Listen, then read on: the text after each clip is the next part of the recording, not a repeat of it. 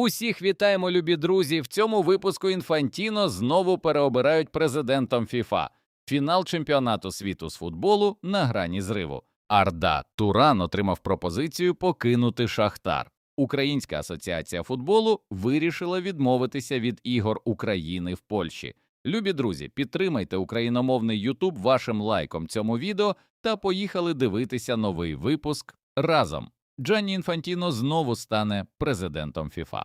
Джанні Інфантіно отримав офіційну підтримку більш ніж 200 країн для переобрання на посаду президента ФІФА, незважаючи на атмосферу невдоволення, що виникла після скандалу навколо скасування дискваліфікації форварда збірної Америки Балогуна. Лише кілька з 211 асоціацій членів ФІФА ще не надіслали листи підтримки Інфантіно, який, зважаючи на все, буде переобраний на 4-й термін переважною більшістю голосів на Конгресі в березні. Невелика кількість європейських країн є винятком, причому Німеччина є найвідомішою асоціацією, яка ще не надала офіційної підтримки.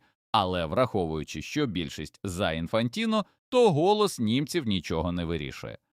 Арда Туран отримав пропозицію залишити Шахтар і очолити національну збірну. Головний тренер донецького Шахтаря Арда Туран отримав пропозицію очолити збірну Туреччини після вильоту команди з чемпіонату світу. Про це повідомив журналіст Ігор Бурбас. У послугах фахівця зацікавлена Турецька футбольна федерація, яка планує попрощатися з нинішнім наставником Вінченцо Монтеллою після провалу на Мундіалі. Повідомляється, що Туран відмовився від можливості працювати з національною командою. Пріоритетом тренера є клубний футбол і можливість проявити себе на рівні Ліги чемпіонів. Арда Туран має великий потенціал з цим Шахтарем, адже зараз гірники вкладають великі гроші у розвиток команди. Купується все більше і більше талановитих бразильців, як було ще до 2014 року. І якщо Туран зуміє розкрити їх потенціал, то Шахтар може пошуміти в Лізі чемпіонів. Можливо, не в цьому сезоні, але в наступному так точно.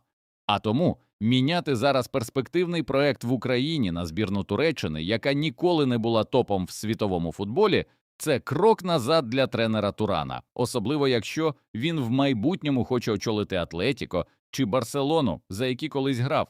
Та і Шахтарю зміна тренера точно не піде на користь, адже є вірогідність, що клуб знову очолить якийсь умовний Маріно Пушич і повністю провалиться з командою. Стало відомо, де збірна України буде грати свої матчі у Лізі націй.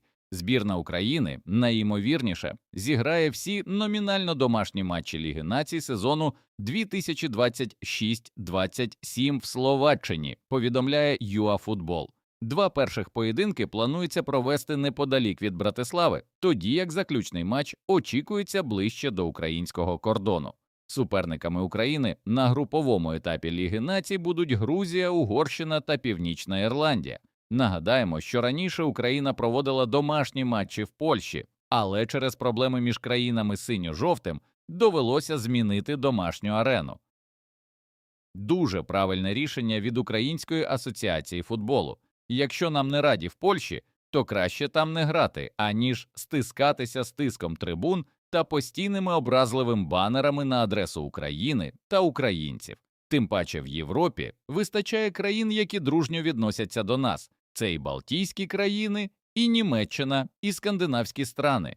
Точно можна знайти стадіони, де ми будемо почуватися як вдома, хоча, звичайно, домашньої атмосфери Києва, Львова чи Харкова нам дуже не вистачає. І ми впевнені, що якби Україна грала проти тих самих шведів у нас, а не в Іспанії, то навіть із таким слабким тренером, як Сергій Ребров, у нас були б шанси пройти скандинавів та зіграти на омріяному чемпіонаті світу. Але, схоже, справжніх домашніх ігор в Україні, на жаль, не буде ще дуже довго.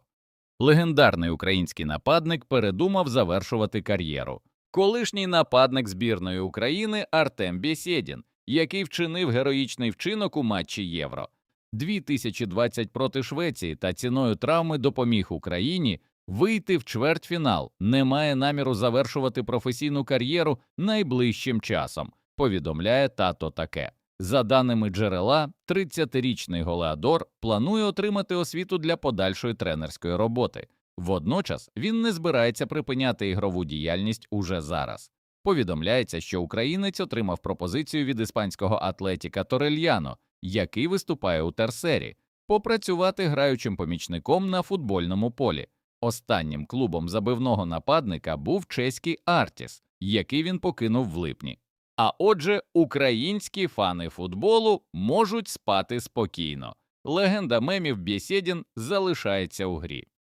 Трубін отримав розкішну пропозицію від гранду європейського футболу. Туринський Ювентус проявляє інтерес до українського голкіпера Бенфіки Анатолія Трубіна.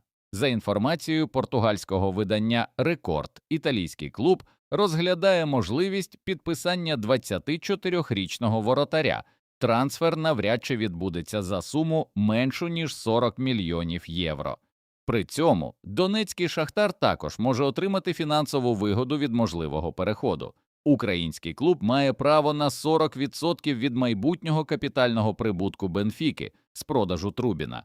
У разі продажу гравця за 40 мільйонів євро «Шахтар» отримає 16 мільйонів євро. Легенда світового футболу очолив збірну Франції. Легенда світового футболу, колишній тренер мадридського «Реала» Зінедін Зідан очолив збірну Франції. Про це повідомив авторитетний інсайдер Фабріціо Романо. Відомий спеціаліст готуватиме команду до чемпіонату Європи 2028 року та чемпіонату світу, який відбудеться через 4 роки. Зідан повернеться до тренерської роботи після тривалої перерви. Останнім місцем роботи Зідана був мадридський «Реал», який фахівець залишив у червні 2021 року.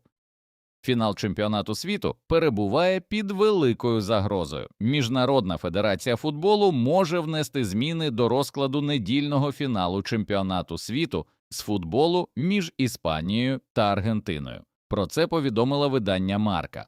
Через масштабні лісові пожежі в Нью-Йорку, Нью-Джерсі та інших американських штатах, які огорнуло димом, влада закликала мешканців не виходити з дому, щоб не погіршити стан свого здоров'я. ФІФА регулярно моніторить ситуацію біля арени MetLife Stadium в Іст-Резерфорді, де в неділю 19 липня має відбутися вирішальний матч чемпіонату світу. Організатори сподіваються, що перенесення фіналу вдасться уникнути, проте командам можуть порадити відмовитись від тренувань на відкритому повітрі.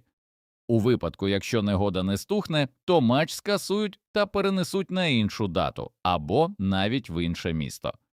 А у нас на цьому все. Дякуємо, любі друзі, вам за ефір. Поставте, будь ласка, лайк цьому відео та підпишіться на канал. До нових зустрічей, бережіть себе та Україну.